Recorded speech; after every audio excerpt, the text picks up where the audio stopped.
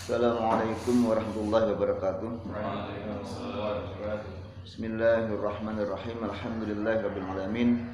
Wassalatu wassalamu ala asyrafil anbiya'i wal mursalin sayyidina wa maulana Muhammadin wa ala alihi wa ashabihi wat tabi'in wa tabi'it tabi'in lahum bi ihsan ila yaumiddin. La haula wala quwwata illa billahil aliyyil azim. Amma ba'du.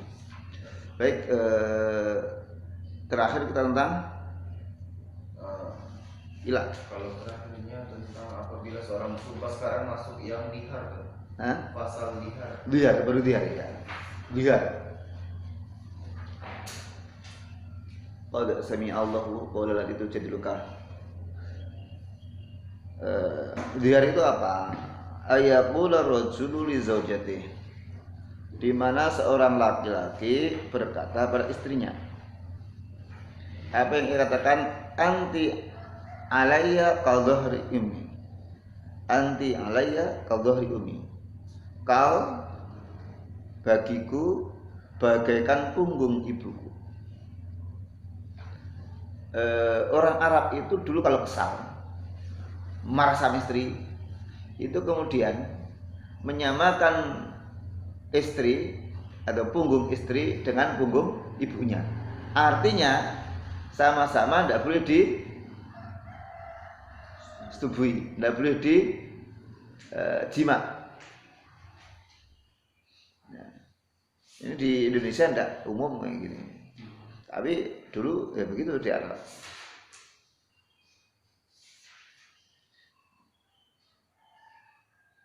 Allah berfirman,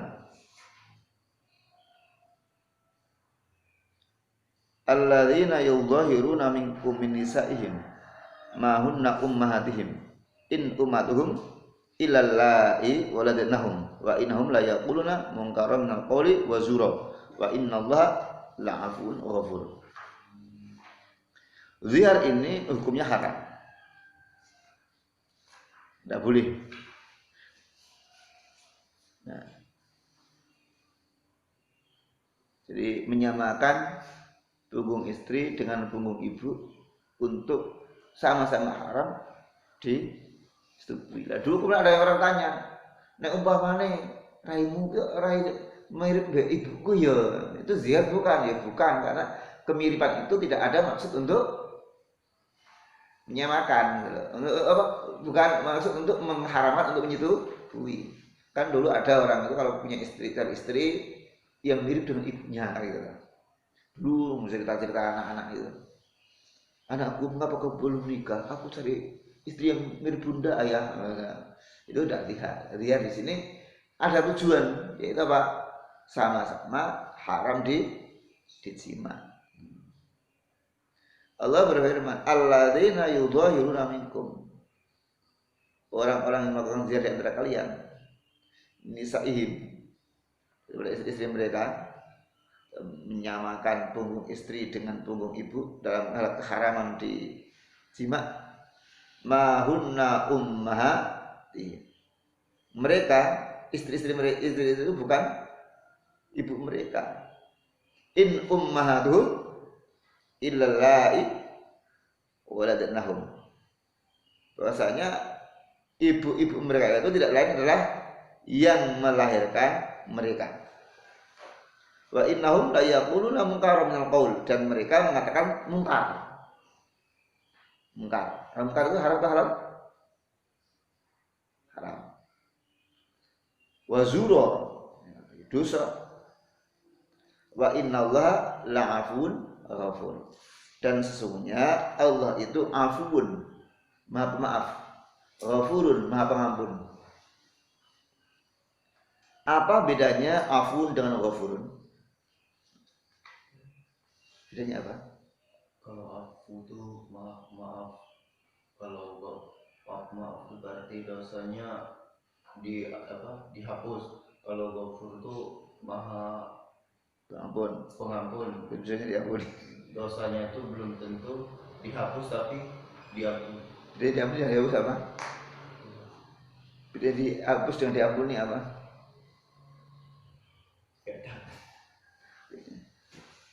Ghafur itu diampuni, bimana satar, menutup ghafara.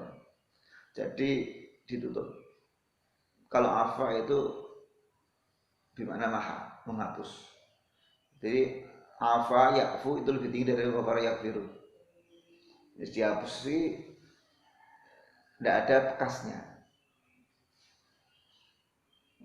Ada misalnya ada orang nampar saya. Nah, nampar saya toh, ya udahlah, tidak apa-apa. Balas enggak. Gugat enggak. Tak pasnya. Tapi ini hati saya grenjel. Itu baru ghafara. Tapi di hati hilang-hilang itu namanya afa. Kalau dalam bahasa Arab, bahasa Indonesia udah tentu sama. Biasanya di Indonesia itu ghafara diartikan apa? Nah, ghafara Allah memaafkan manusia. Itu ya bahasa Indonesia ini menurut kita. Ada enggak? Kita ngomong sama, saya ngomong sama Babang, iya Babang, ighfirli, keren ya. Maafkan aku banget.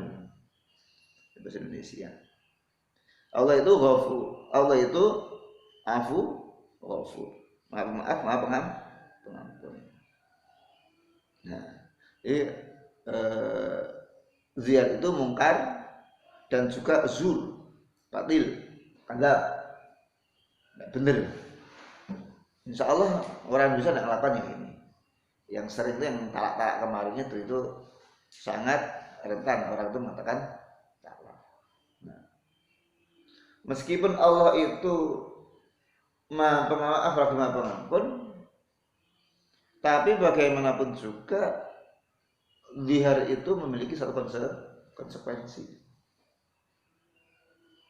Orang yang sudah melakukan zihar, fa idza qala laha dzalika wa lam yutbi'hu bitolak sara aitan walazimatu kafar. Orang yang berkata punggungmu bagiku seperti punggung ibuku, kemudian tidak menceraikan istrinya, ibu kan mahram kan, haram dijima kan, kok tidak menceraikan istrinya, maka sara aitan dia bisa balik.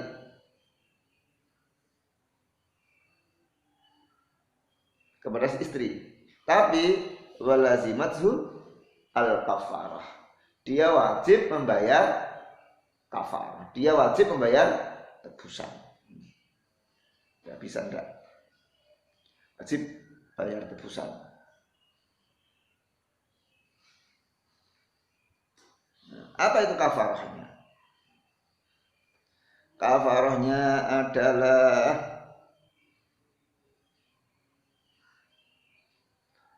itqu raqabatin mukminatin, membebaskan budak yang beriman. Mukminat itu tidak harus perempuan budaknya, ya, laki-laki tidak apa-apa. Karena mukminatin sesuai dari raqabah. Beriman. Kalau beriman tidak. Di sini salah satu bentuk bahwa Islam itu ingin menghapuskan perbudakan. Bagi budak, kalau punya bebaskan, kamu bebas. Kalau tidak punya beli. Budak berapa harganya? 30 juta aja, beda aku beli. Udah kamu bebas, membebaskan budak. Zaman sekarang masih nggak ada. Sekarang tidak ada budak, setahu saya. Tidak tahu ya kalau di daerah. Karena apa? Di PBB itu kan kalau perang tidak bisa menahan jadikan budak. Kalau teorinya tidak ada, prakteknya ya manusia diperbudak itu ada. Tapi teorinya sekarang kayaknya tidak ada. Maka kalau tidak ada budak, yang kedua solusinya adalah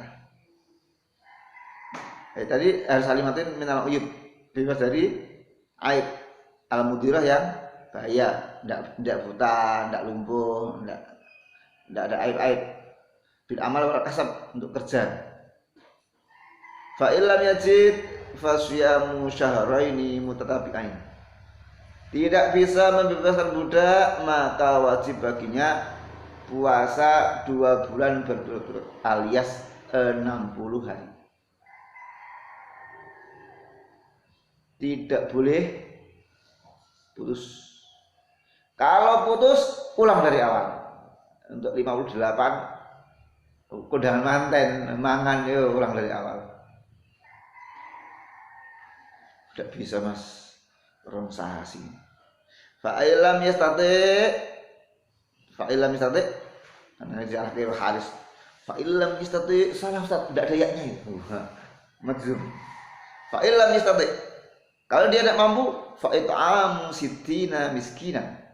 Dia memberi makanan orang miskin itu sitin, jumlahnya 60.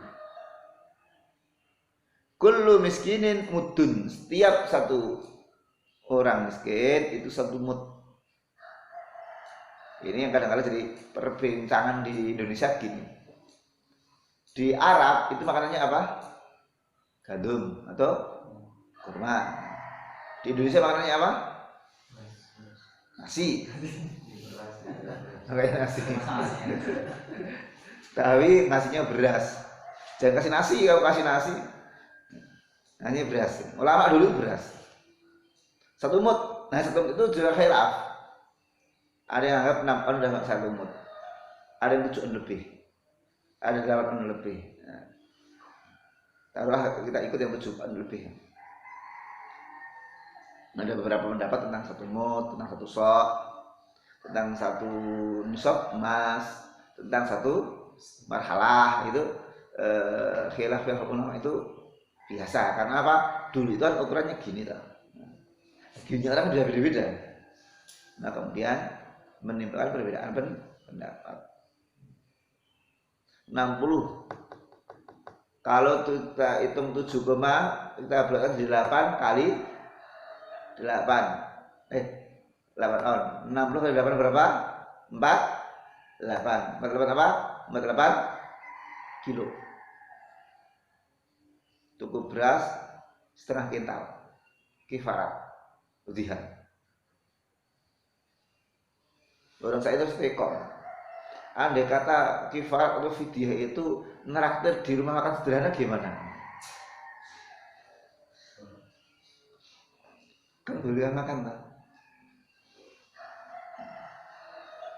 Kan makannya tidak mungkin nasi sama nasi tok. Semoga supaya di dalam nasi aja. Nah, tapi apa yang disimpulkan kenyataannya dulu zaman Nabi itu kalau kifarat itu makan pokok, tidak pakai lauk. Loh, ada hadisnya. Ada hadisnya. Baik kifarat, misalnya bawa gandum sama daging unta, ada tidak hadisnya? Tidak, maka bagi saya beras 1 mud itu sudah cukup.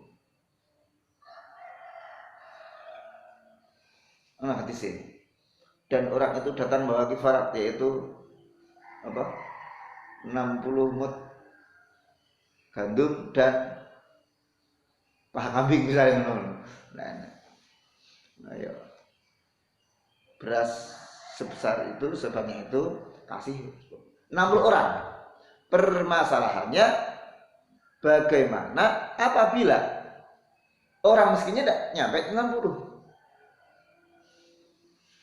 Sekampung itu, terus pendudukan itu orang miskinnya cuma 20. Maka nanti yang 60 tadi bagi 20 orang. Jadi 1 orang berapa? 60 mud bagi 20, 3. Oh cuma ada 10 orang ya udah 6 mud, 60 mud bagi 10 orang. 1 orang 6 mud. Boleh. Adanya 1 itu satu-satunya, one and only. Ya udah kasih dia saja. Terusnya nyicil langsung. Langsung lah. Langsung tek 60. Kok boleh kenapa? Nah, ini dianalogikan dengan kifarat orang yang jima di siang hari bulan Ramadan. Halak ya Rasul, mahlakakan. Celaka ya Rasul, apa yang bikin kamu celaka? Saya di siang hari bulan Ramadan menjima istri saya Rasul. Hal tajdi raqabah, kau bisa membebaskan budak? Lah. Bisa 20 berturut-turut? Lah. Memberi makan 60 orang miskin? Lah, boleh. Nabi itu masuk kemudian membawa segantang kurma yang cukup untuk 60 orang miskin tadi. Ini bagikan pada orang miskin sekitarnya. Nabi tanya, orang tanya, harus yang miskin. Rasul, saya itu yang paling miskin, yang miskin itu saya. Ya udahlah, berikan ini kepada keluargamu, istrimu. Artinya, ketika tidak ada orang miskin yang lain, ada cuma satu itu, maka boleh dibalas satu orang itu. Fitrah misalnya, di satu kampung miskinnya cuma 2, kasih ke 2 orang itu tidak apa-apa. Oke. Maksudnya pemerataan. Loh, fitrah itu bukan pemerataan, itu namanya kado silang kalau pemerataan. Banyak yang memahami fitrah itu kayak pemerataan, semua dapat. Ini kayak tuker-tuker, enggak. Kalau orang kaya jangan kasih fitrah. Rumahnya tingkat 4. Mobilnya Alphard, dapat fitrah, wah kudu ya. Ya korban boleh, dapat korban boleh, akikah boleh, ya, fitrah jangan, zakat jangan. Apalagi fitrah kasih orang non muslim itu tidak boleh. Ada satu kasus di mana di sebuah sekolah itu kan umum ada Islam dan ada Buddha. Nah, pas satu ketika karena guru agamanya keluar, maka guru agama Kristen, guru agama Katolik ikut bagi fitrah, kemudian dapat jatah fitrah. Nggak boleh.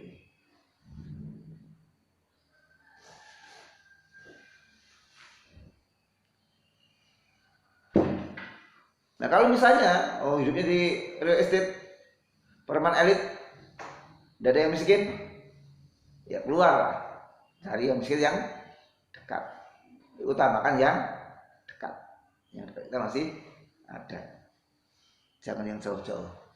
Memang gini permasalahannya ini. Dulu zaman Nabi, orang kaya dan orang miskin itu satu kampung, satu kota. Dina itu orang yang kaya macam Abdurrahman bin Auf, macam Utsman bin Affan, yang kaya-kaya. Tapi kalau yang miskin macam Abu Hurairah, Bilal, Ashab Sufa itu miskin-miskin. Sehingga orang zakat, orang sedekah itu pada orang miskin itu gampang. Jangan dikira sama Nabi tidak ada orang miskin, itu ada orang miskin. Dan tidak ada miskin malah Nabi cara mengajarkannya gimana? Kasih orang miskin, tidak ada Rasul, ya repot. Nah, ada. Sekarang ini beda keadaannya. Di mana orang kaya itu membuat komunitas tertentu, komunitas grande. Itu yang miskin cari tidak ketemu mungkin.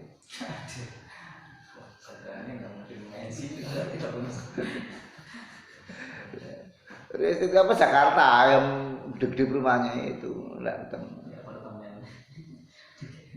Maka keluar cari yang miskin. Ini dulu kan disuruh satu balak, satu kampung. Sekarang bikin komunitas sendiri ya. Komunitas ada perumahan perumahan Muslim. Yang isinya orang Islam semua. Ada Islam kaya lagi. Ya bagus sih. Kalau untuk menyelamatkan akidah, tapi untuk dakwah tidak bagus. Tidak bagus. Loh kalau semua Islam itu mau dakwah pada siapa? Dakwah itu pada yang non-Muslim biar jadi Islam kan. Orang Arab, Irak, Gujarat, Persia, Mesir, Hadramaut itu dulu ke Indonesia. Di sana masyarakatnya Muslim, Indonesia Hindu kan gitu kan. Yang Muslim datangi masyarakat Hindu itu apa untuk mensiarkan Islam. Ada yang punya ide dulu bikin perumahan ustaz.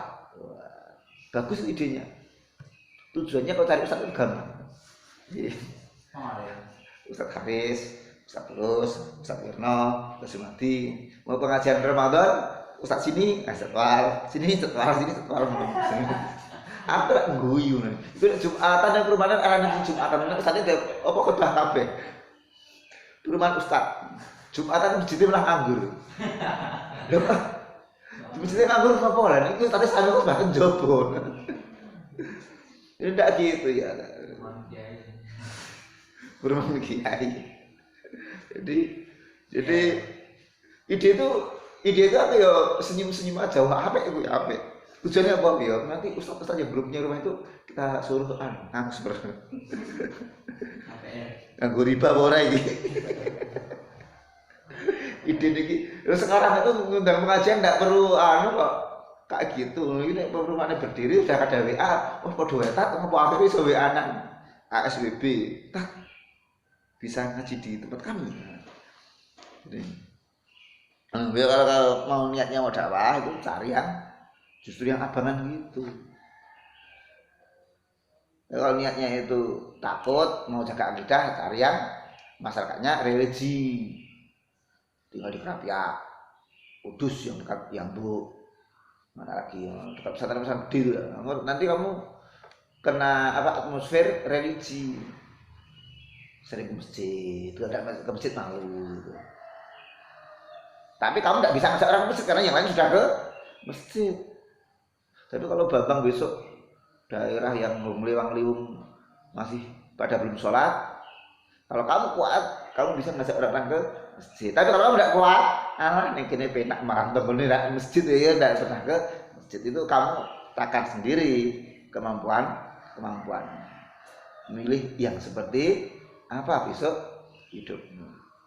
Kayak saya misalnya, saya ini hidup di Kerapia dekat Al-Munawir, kira-kira jadi ustaz enggak, ketutup sama yang lain, gak ganggu. Saya hidup di Kudus dekat Yambu, enggak ganggu. Sana itu orang hafal Quran biasa sekali, orang baca kitab biasa sekali, tidak ganggu. Maka terdapatlah saya di dekat Sanata Dharma untuk kampus itu. Besok Bambang itu ngajinya ya sakjane ya isih lancar itu. Quran perlu diperbaiki. Tapi sok mulut dia Quran supaya apik, ya isine lah maca Quran tok apa ya durung. Tapi tombole gak iso maca Quran, ya iso bikin TPA. Nah, TPA. TPG bikin diniyah. Adik-adik, apa iso ngomong. Sekilas saya jelaskan tentang dakwah sekalian karena kalian itu calon-calon dai gitu loh. Nah, orang itu sering nganggap nek keluarga gak pesantren siji rukun. Nggo pesantren nggo keluarga rukun lho, apik lho. Engko sing ngulang Quran wis eneng, ngulang kitab wis eneng. Dunia pesantren kan sering kayak gitu. Masing-masing bikin sendiri. Oh iya. Coba akarnya Al-Munawir, ya. Menantu Mbah Kiai Nawawi, menantu Mbah Munawir bikin An-Nur di Murukem. Kemudian Mbah Kiai Mufid bikin Sultan Pandan Ngaran. Kok tidak jadi satu? Kalau jadi satu malah tidak berkembang. Justru bikin sendiri itu berkembang. Nah, itu seputar Jawa. Wala yahilu lil mudhahiri wa hatta yukaffira. Dan tidak halal bagi orang yang telah bersumpah zihar atau melakukan ucapan zihar untuk menjimat istri sebelum kifarat ditunaikan. Tidak halal. Ini bang berzihar misalnya. Ya, terus ini mau cari budak, tidak ketemu. Akhirnya mau puasa bulan 2 bulan berturut-turut untuk 55 hari kandas. Akhirnya apa? Nyari beras 60 mot. 60 mot itu berapa sok? Berapa sok? 60 mot itu berapa sok?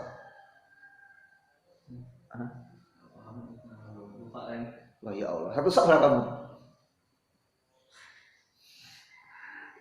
seorang umur.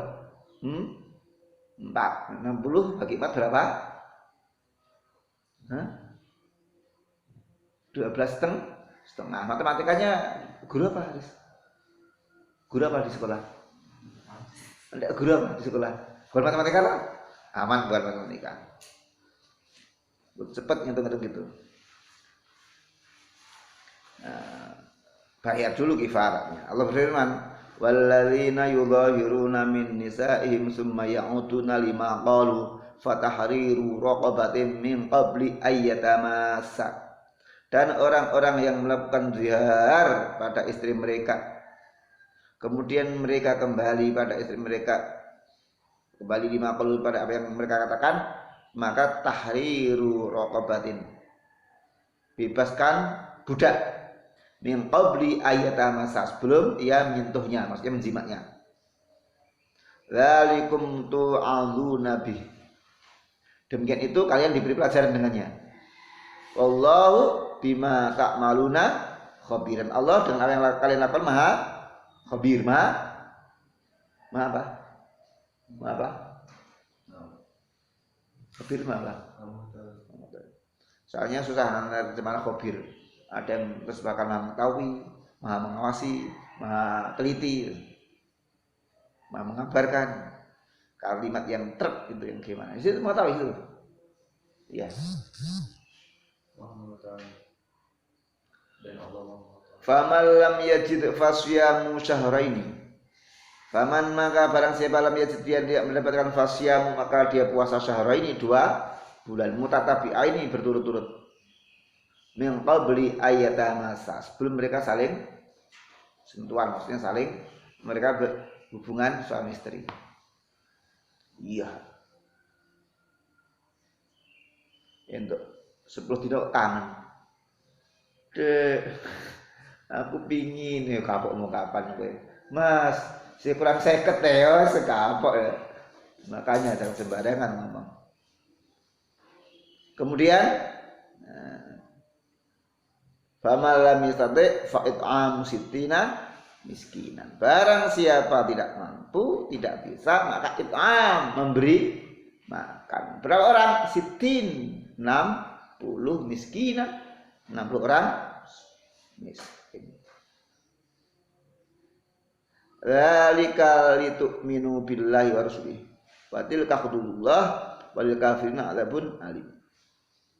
Demikian itu agar kalian beriman kepada Allah dan Rasulullah. Itulah hukum-hukum Allah. Dan bagi orang yang kafir, azab yang pedih.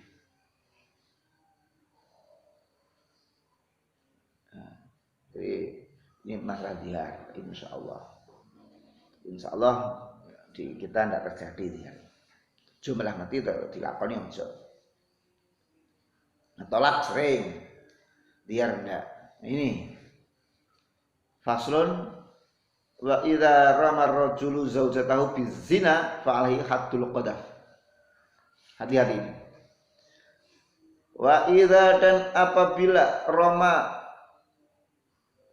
melempar, maksudnya melemparkan tuduhan. Siapa yang melempar? Ar-rajulu, seorang laki-laki. Zaujatahu pada istrinya bizina, dengan tuduhan zina, fa alaihi haddul qadhaf, maka dia kena had qadhaf.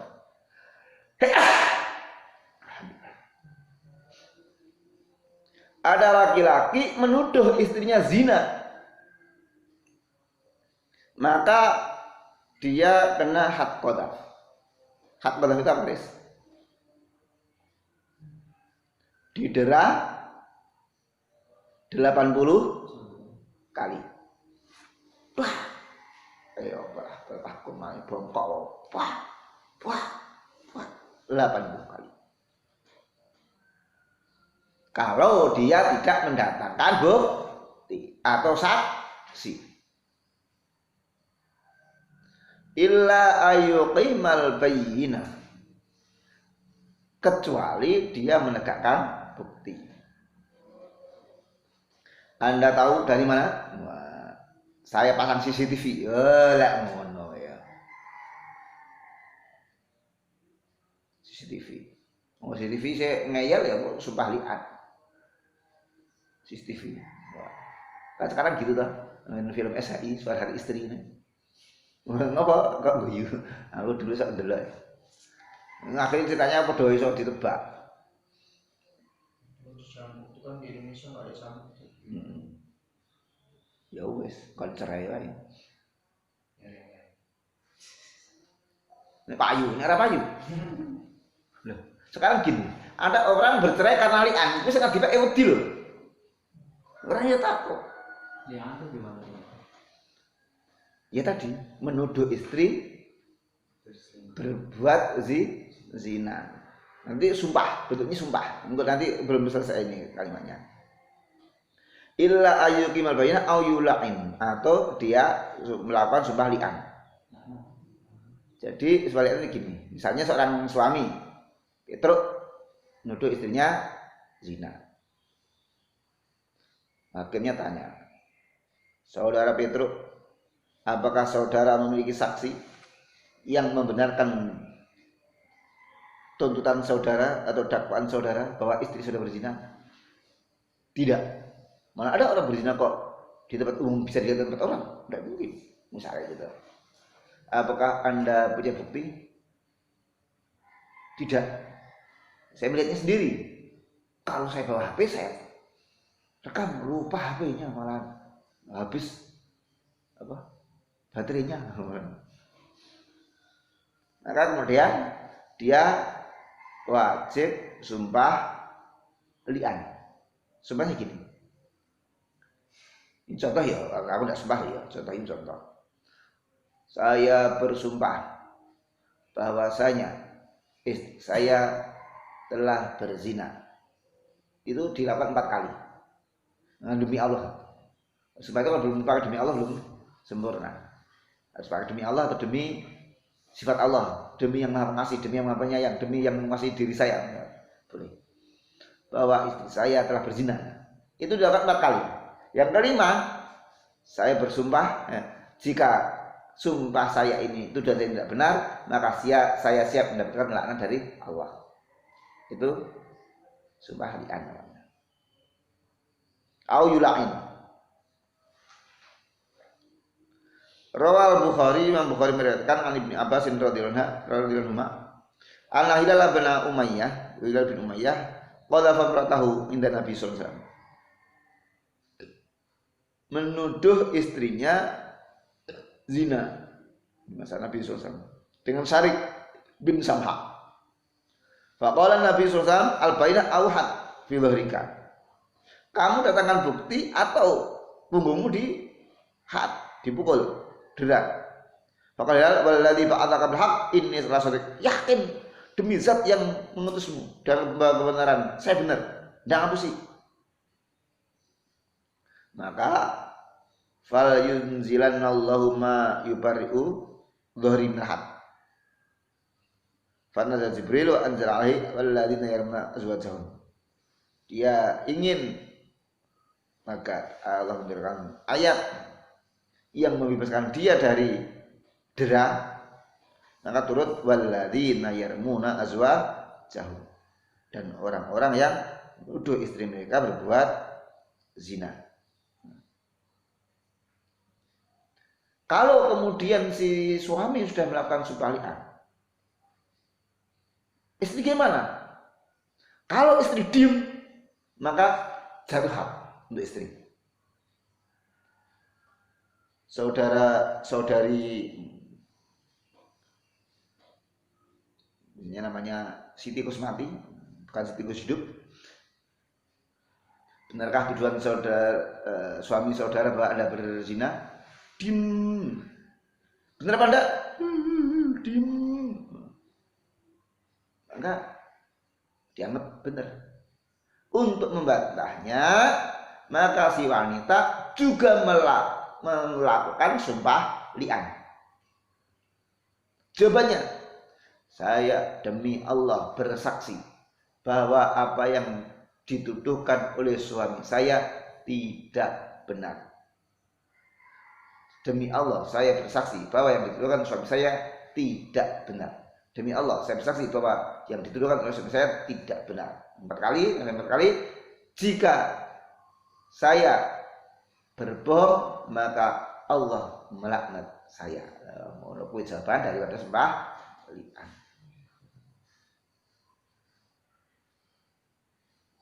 Yang berduanya udah sumpah. Nanti dulu. Belum selesai kan? Belum selesai. Bayaqulu indal hakim fil jami' al mimbar itu dilakukan di jami' apa? Masjid. Kalau masjid untuk Jumatan, masjid gede lah ya jami'. Masjid itu tidak harus Jumatan ya.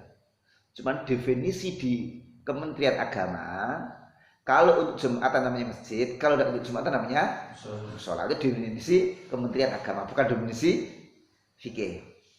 Beda ya. Definisi Kementerian Agama dan fikih itu kadang-kala. Kementerian Agama untuk Jumatan gini masjid, enggak mushola. Meskipun mushola juga untuk Jumatan. Nah, saiki kadang-kala aula Jumatan kok. Jadi nggak ada perbedaan mushola dan masjid. Zaman sekarang. Wakafnya ketika orang mewakafkan, ini saya wakafkan untuk masjid, maka masjid. Bedanya apa? Masjid itu bisa untuk tahiyatul masjid. Ada tidak tahiyatul mushola? Tapi kan yang kedua, masjid bisa untuk iktikaf. Mushola bisa untuk iktikaf. Terus kalau satu desa ada banyak masjid gimana? Tapi sepertinya satu tidak apa-apa. Sebenarnya satu tempat aja. Kecuali kalau tidak muat, tidak mungkin kumpul, tidak apa-apa. Kalau yang masih musola itu nggak perlu ini ya, ternyata masih kayak yang di mall-mall gitu enggak. Karena musola itu kan bukan barang wakafan, itu kan yang punya pemilik mall. Andai kata diubah suka-suka yang punya mall betul ya apa-apa. Masjidnya wakaf, masjidnya tidak boleh apa? Tidak boleh dimiliki oleh orang, tidak boleh dijual.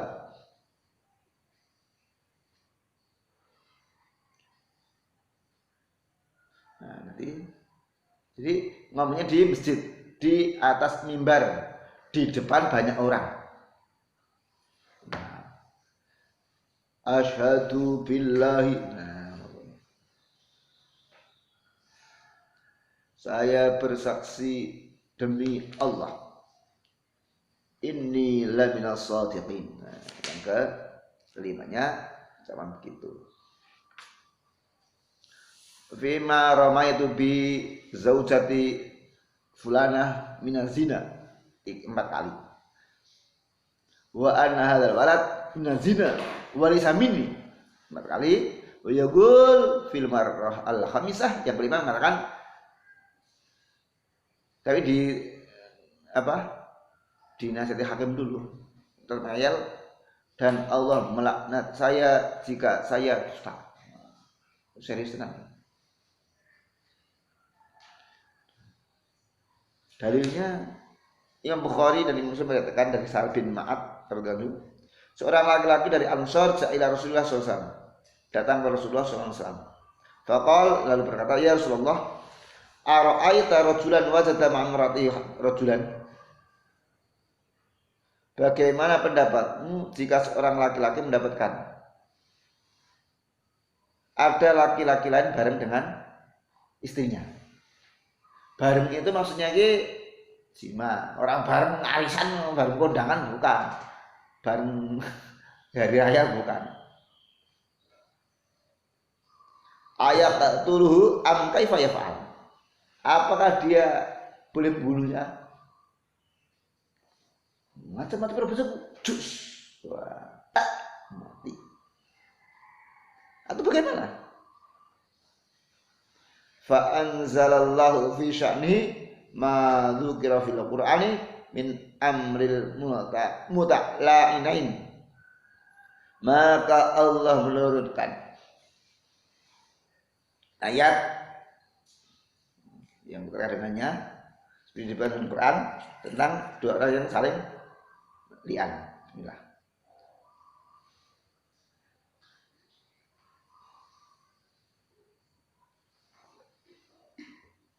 Qala Nabi sallallahu alaihi wasallam, qadallahu fika wa fi imra'atik. Allah telah menetapkan untukmu dan istrimu.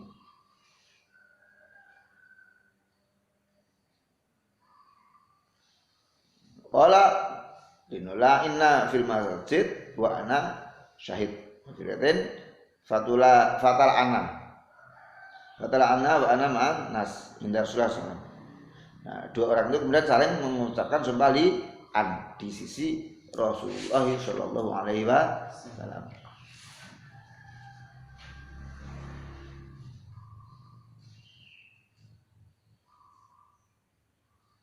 Kemudian famadul sunnah ba'du fil mutala'inain. Kemudian dua orang mutala'inain yang saling meli'an itu ayu farriqa bainahuma tsumma la yastami'ani abada.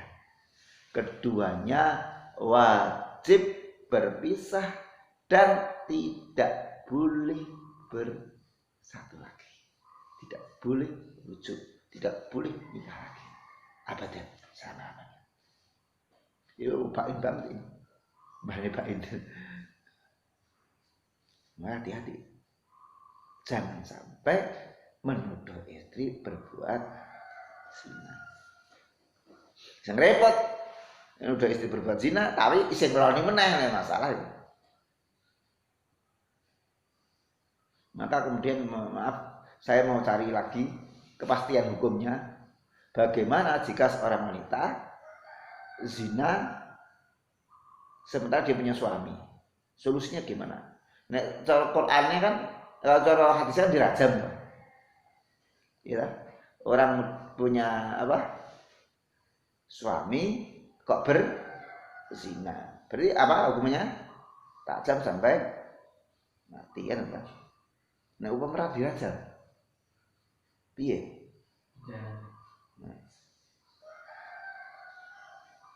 Di Indonesia sering kan? Suami pergi ke luar negeri mencari nafkah untuk istri sayang-sayangan sama tetangga suami, tetangga istri, atau istri didatangi temannya suami, ngeri.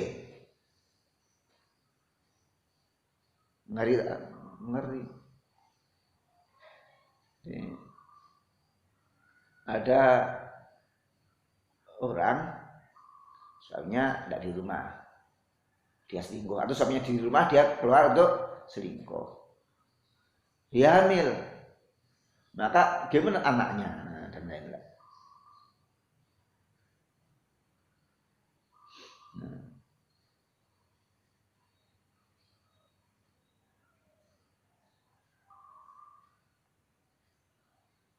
Wa yata'allaqu bili'anihi khamsatu ahkam.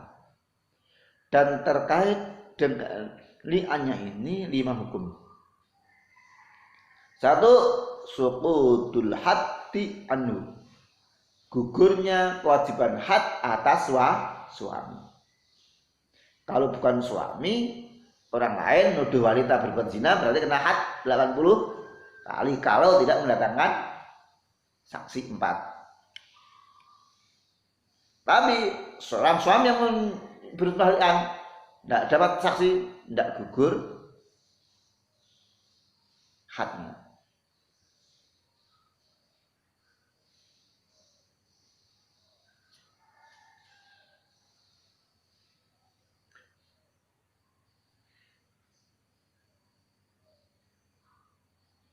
Dua, wujubul had 'alaiha.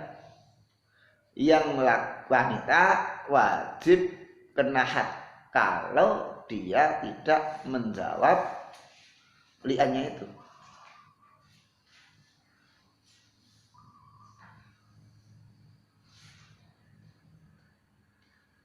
3, uzawawul firash.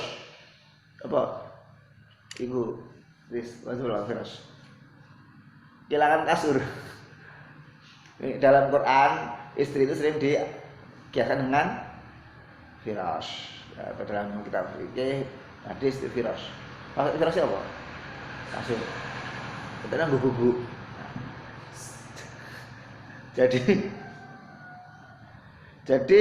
si istri dan si suami harus cerai selama-lamanya.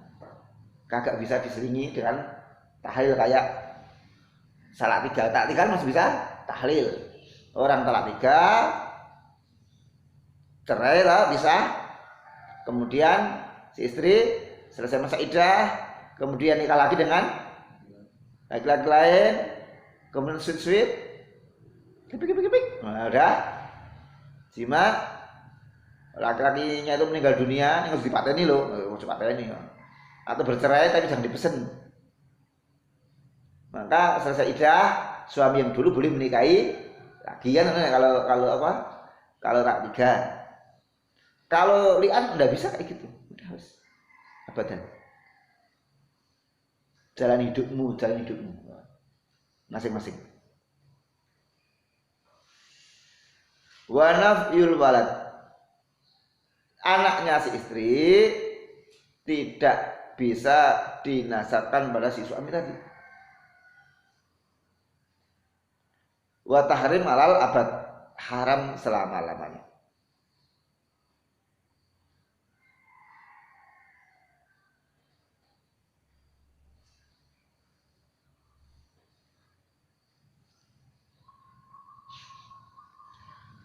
Rawal Bukhari. Qala Allah Ta'ala.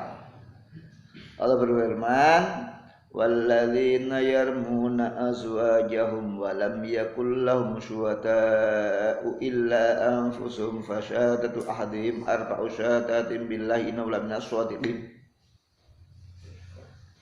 Dan orang-orang yang menuduh istri mereka berbuat zina dan mereka tidak punya saksi-saksi kecuali diri mereka sendiri, maka kesaksian seorang di antara mereka 4 kali demi Allah bahwa dia termasuk orang yang benar. Dan yang kelima bahwa larangan Allah atasnya jika dia berdusta. Karena kenapa kok istimewa kalau seorang suami nuduh istrinya zina tidak harus pakai saksi? Kan namanya suami bisa masuk ke rumah sendiri, lihat belum pakai saksi kan, boleh saksi rampung acaranya berzina, keluar dia resi tuyuk kalau manusia lah.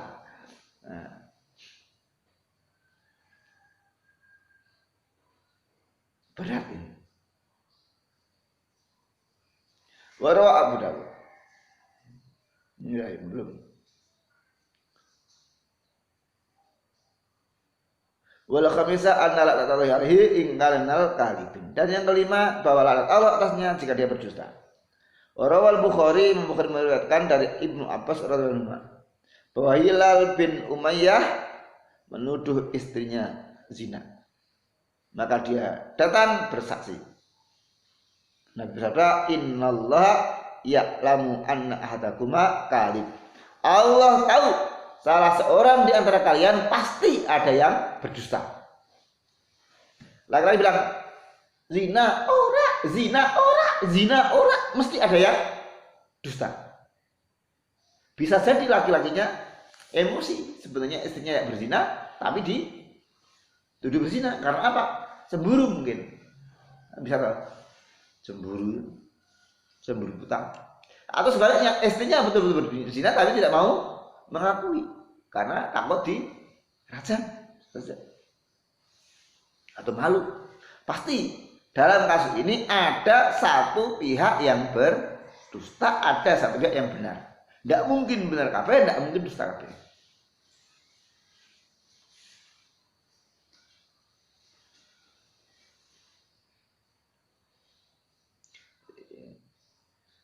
Tiga kali Nabi nyuruh tobat. Jangan sampai sumpahkan diucapkan. Kalau belum sampai sumpahkan masih belum. Wah jenengan orang tenang. Lho kok anaknya kok dia kok elek sing iki. Sing papat apik-apik sih. Nah iki Mas. Sing iki anakmu, sing papat anak wong liya, ya malah parah lagi.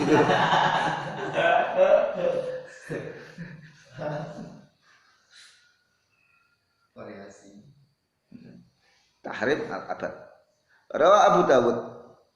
Al-Gharu an Abi Hurairah radhiyallahu anhu sami Rasulullah sallallahu alaihi wasallam yaqul hayna nazal ayatun tala'inain ayyuma mur'atin adkhalat ala qaumin man laisa minhum falaysat minallahi fi syai' wa la yudkhilaha Allahu jannatahu wa ayyuma rajulin jahada waladahu wa huwa yanzuru ilaihi ihtazaballahu minhu wa wada'ahu ala ru'usil awalin wal akhirin.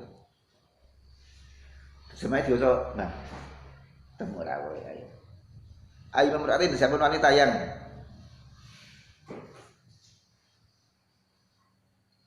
ayo. An Abu Hurairah.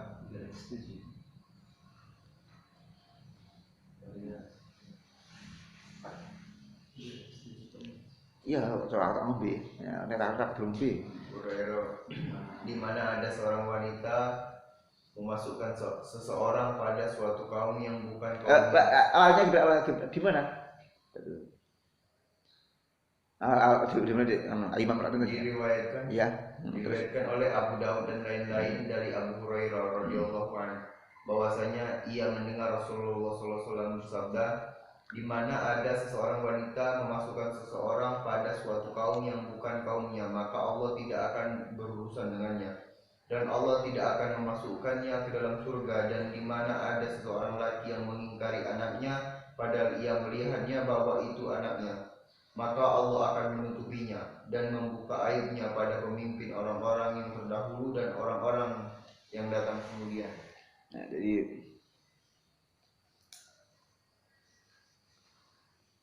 tidak boleh seorang wanita itu misalnya menerima tamu yang bukan mahram, ini tidak boleh.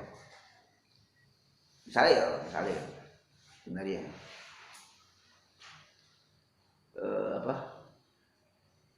saya bertamu di rumahnya Haris. Assalamualaikum, waalaikumsalam. Masarnya ada, wah apa? Masarnya sekolah. Ya silakan masuk dulu. Sementara istrinya bukan mahram saya, istrinya keponakan saya itu udah masalah, bukan mahram saya. Terus saya masuk ngobrol istri saya, nggak usah gimana, orang oleh, haram. Itu mungkin orang Indonesia nganggap orang oleh. Dulu ada cerita teman saya SMP datang ke rumah. Oleh istri saya tidak disuruh masuk karena saya sedang keluar. Kenapa? Niki badhe ngenterke undangan reuni. Oh nggih, Bun. Aku ki mau ora nang ngene Mas Pur. Kon mlebu ora, ndek gawe wedang. Maka di sini antara fikih dengan adat bedakan ya. Nek adat kon mlebu gawe wedang. Biasanya orang Jawa lah ngono. Tapi fikih enggak.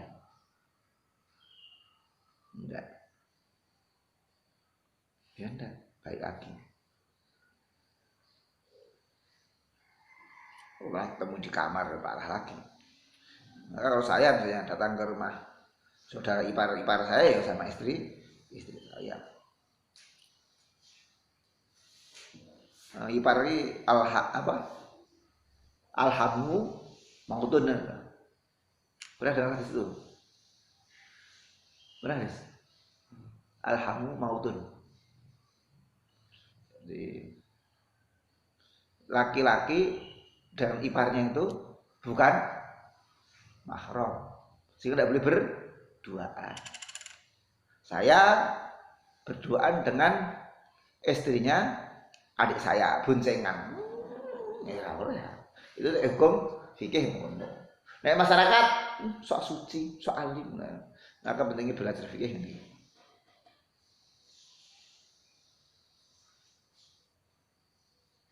Dan tidak boleh seorang laki-laki mengingkari itu anaknya. Ini dua anakku, tidak boleh. Sementara itu betul anaknya. Tidak boleh mengakui anak orang lain sebagai anaknya dan tidak boleh mengakui anaknya bukan sebagai anaknya. Maka tabani adopsi itu tidak boleh sampai masukkan kena nasab. Belum punya anak kemudian mengangkat anak, lalu masukkan ke dalam silsilah keluarga dia, tidak boleh, haram hukumnya. Hukumnya haram. Dan anak-anak itu juga mahram. Bukan mahram. Misalnya saya punya anak angkat misalnya ya. Anak angkat saya misalnya namanya Sindia, Sobong lah. Anak angkat saya. Dulu saya ambil anak angkat usia 2 tahun. Kok kemudian usianya udah mulai murahib, udah mulai suruh pakai hijab. Apalagi sampai balik. Saya dengan anak angkat saya, cewek, berduaan, enggak boleh. Paham? Enggak boleh. Dan anak angkat itu bukan mahram, sehingga boleh nikah. Misalnya Bambang punya istri, kemudian istrinya ngangkat anak, kemudian Mas Bambang suka sama anak angkatnya, segede kok 20 tahun gitu, ayu Bambang saya ketahui, misalnya ngono. Dipek itu tidak apa, bukan mahram. Selama tidak ada pertalian darah ya, tidak ada pertalian darah mahram karena pertalian darahnya. Pak Karno itu dulu nikah dengan Inggit Genarsih. Istri pertama Pak Karno siapa namanya? Nah, nanti. Pak Karno itu nikah pertama kali dengan siapa? Utari. Utari itu teman sepermainan Pak Karno ketika masih kecil. Anaknya Haji Umar Said Cokro Aminoto. Saat itu Utari juga masih kecil, masih anak-anak 16 tahun lebih lah nikah. Nah, Pak Karno udah mikirkan bangsa, Utari masih kayak anak-anak, main tali dan lain-lain. Akhirnya karena tidak cocok, dikembalikan dengan baik-baik pada Haji Umar Said Cokro Aminoto, gurunya sekaligus mertuanya. Kemudian dalam perjalanannya Pak Karno itu cinta sama Inggit Genarsih, istri dari Haji Sanusi. Akhirnya karena tahu cinta kayak gitu, maka Inggit diceraikan oleh Haji Sanusi. Kemudian dinikahi Pak Karno. Saat itu Pak Karno usianya berapa? 20 tahun, Inggit 30 tahun. Usia nom tua kowe. Tua kowe berapa? Karena Inggit udah tua, maka tidak juga punya putra. Ketika ada di Bengkulu, tahu Bengkulu? Nah, Pak Karno mengangkat anak namanya Fatimah. Fatimah oleh Pak Karno diganti namanya Fatmawati. Lama-lama Pak Karno cinta dengan Fatmawati. Inggit ngamuk lah ngono lah. Ngamuk sampai akhirnya minta cerai. Dan Inggit pun cerai dengan Pak Karno. Pak Karno 40-an tahun, Inggit sudah 50-an tahun. Lalu Pak Karno nikah dengan Fatmawati, ya mulai kan. Fatmawati sebenarnya anak angkatnya Soekarno dulu. Bukan mahram, boleh. Itu kalau mahram tidak boleh. Bambang punya adik, adiknya punya anak, anaknya diambil Bambang, diasuh, ya mahram namanya.